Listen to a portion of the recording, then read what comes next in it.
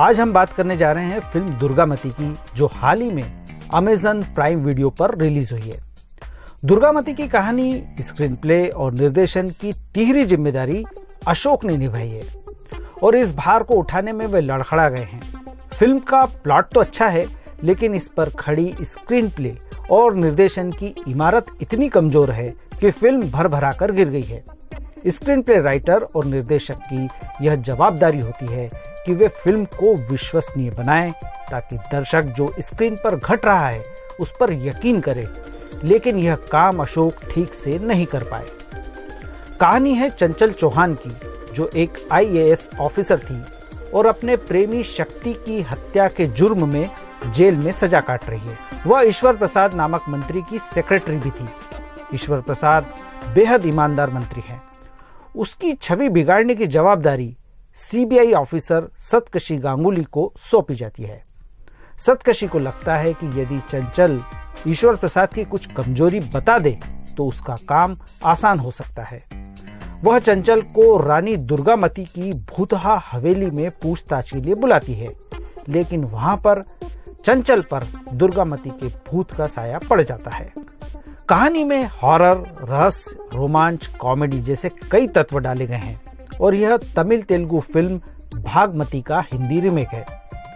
दक्षिण भारतीय फिल्मकारों के साथ यह दिक्कत है कि वह हिंदी भाषी दर्शकों के लिए भी लाउड फिल्में बना देते हैं, जो यहाँ के दर्शकों को पसंद नहीं आती। कुछ दिनों पहले रिलीज लक्ष्मी में हम यह देख चुके हैं और भानुमति भी इसी बात का शिकार नजर आती है। स्क्रीन प्ले की कमियां फिल्म की शुरुआत से ही उभर कर सामने आती है। ईश्वर प्रसाद की छवि को खराब करने के लिए इतना लंबा रास्ता क्यों चुना गया? आखिर कैसे एक IAS ऑफिसर को इस तरह पूछताछ के लिए निर्जन हवेली पर ले जाया जा सकता है? इस भूतहा हवेली को लेकर भी कई प्रश्न दर्शकों के दिमाग में पैदा होते हैं।